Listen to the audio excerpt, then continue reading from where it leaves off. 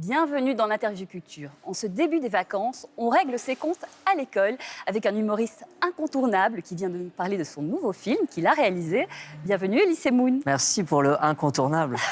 Alors c'est marrant, c'est la première fois que je fais une émission ici. Alors c'est drôle, il y a des mecs qui sont en train de bouger partout, il y a une jeune fille qui envoie des textos, il y a des gens qui passent des appels, c'est marrant. Et nous, on parle de ça votre vous gêne... nouveau film. Ah ouais? Voilà. C'est drôle, ça vous gêne pas? C'est un plaisir de partager, c'est la transparence de France Info. Oui, exactement. Votre Les nouveau bureaux film, sont ouverts. Elie. Oui, pardon. Rassemblons-nous, du Cobu président. Oui. C'est le 4e opus, vous en avez réalisé 2. 2. Alors, c'est le retour de ce jeune élève tricheur, paresseux, mais au bon cœur. Qu'est-ce qui lui arrive cette fois? Alors, on décide pour lui qu'il va y avoir des élections à Saint-Potage, puisque c'est le nom du collège, et que maintenant, il y a des nouvelles méthodes d'éducation qui mettent l'enfant au centre de tout. Donc, on décide de faire des élections pour voter pour le président des élèves, celui qui va parler au nom de tous. Donc, il va y avoir une campagne électorale. Ça vous rappelle quelque chose, peut-être? Absolument. Il y a une plein de campagne références électorale, dans le film. il y a plein de références. Il y a une petite Marine Le Pen, il y a un écolo, Et donc, du Cobu, et ça, je spoil pas tout, parce que vous le voyez dans la bande-annonce, va être élu président en trichant, ce qui n'arrive jamais, bien sûr. Surtout pas en et politique. il va imposer, voilà, surtout pas en politique, et il va imposer son programme qui est sieste, malbouffe, cours de triche, etc., etc. Exactement. Un programme à la Ducobu. Et que forcément, la touche, le personnage que j'interprète, ça ne va pas vraiment lui plaire. Voilà, vous êtes professeur dans cette école. Exactement. Et vous aussi, vous avez un caractère assez particulier. Hein. Vous êtes tout à fait, ma chère. rigide, pas très sympa, et vous êtes un peu l'ennemi juré de Ducobu, et inversement. Il n'y a pas de Ducobu sans la touche, et inversement, comme vous dites. Oui, il est psychorigide, je me demande s'il n'est pas un peu raciste. Non, je ne crois pas, quand même. Il est un peu asexué. Il est obséquieux avec l'autorité, avec le directeur. Il est lâche, il est peureux. Enfin, il a toutes les qualités que j'aime. Et je dirais, en toute modestie, que c'est un personnage un peu à la De Funès. Voilà, il s'agite dans tous les sens, il gueule, il crie, etc. Et évidemment, son ennemi juré, c'est Ducobu. Eh bien, je vous propose de voir un extrait de la bande-annonce pour imaginer un petit peu la couleur de ce film. Cette année... On va voter pour élire le président des élèves. Votez malin, votez gratin. Moi aussi, je vais me présenter. J'ai vraiment plein d'idées pour améliorer l'école. Le candidat idéal, c'est lui. Léonie va l'écraser. Le pulvériser, mais... Votez du Cobu. Votez du Cobu. On va pas longtemps. Monsieur qui triche, vous êtes là? Si Gratin gagne, c'est la catastrophe nucléaire. Vous avez frappé à la bonne porte. Je déclare Ducobu président des élèves. Isolation, on touche le fond. On a voté pour toi, Ducobu. C'est la zizanie. Tout va à volo. On s'amuse, on joue, mon bulldog. Tu devrais essayer, ça fait un bien fou. Je vais vous apprendre le b.a.-ba de la triche. Mais j'ai jamais triché de ma vie, monsieur. Ah bah il serait peut-être temps de vous y mettre. La guerre est déclarée. Je vais contre-attaquer. L'heure de la révolte a sonné.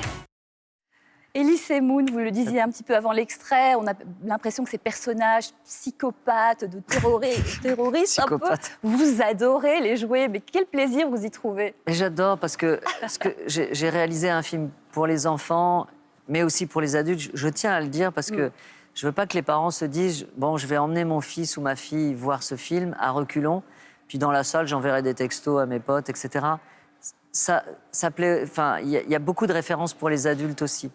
Mais pour répondre à votre question, j'aime bien quand les personnages sont un peu outranciers. Et en plus, dans un film pour enfants, on peut se permettre, comme les enfants eux-mêmes ont une fantaisie naturelle, on peut se permettre toutes les folies possibles et imaginables. Donc, j'ai fait un film burlesque parce qu'il y a beaucoup de... Je me casse beaucoup la gueule. Il se passe beaucoup de choses. C'est un film très nerveux. On n'a pas le temps de s'endormir. D'ailleurs, le film est assez court. Il fait 1h25, quelque chose comme ça. Il se passe toujours quelque chose et c'est ça que j'ai voulu faire, en fait.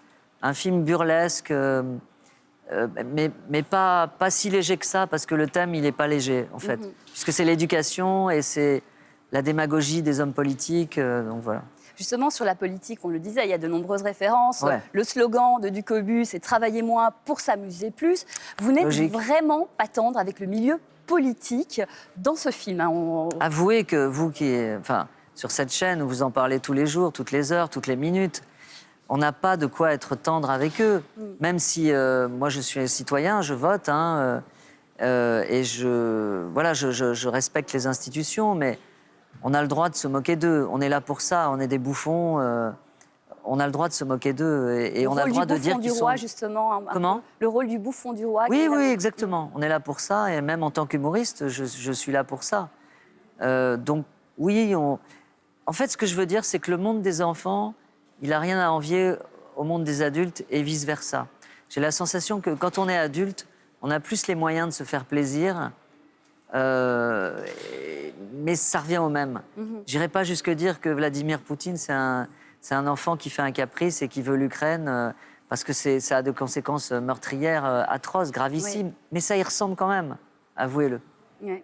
Absolument. Vous êtes entouré d'une belle équipe d'acteurs, on l'a vu, hein, Gérard Jugnot, Émilie Kahn qui joue votre compagne qui est assez délicieuse, Mademoiselle Rateau, la maman de Léonie, Loïc Lejean, le papa du Cobu, etc. Frédéric Bell. Justement, tourner avec des enfants ou tourner avec des adultes, avec une grosse personnalité, le plus simple ou le plus difficile, Le plus dur, honnêtement, le plus dur, c'est les enfants. Oui. Parce qu'ils se fatiguent très vite. Vous voyez, là, il y a 2 jours, on a fait ce qui s'appelle une press junket. On a fait toute la journée des interviews avec les enfants.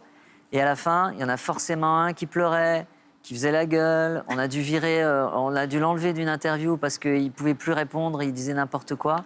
Et ça m'a tellement rappelé le tournage. Oui. Où on galérait parfois. J'essayais de leur faire comprendre, de leur expliquer les scènes, de les motiver, de leur dire qu'on n'avait plus que 2 ou 3 prises à faire.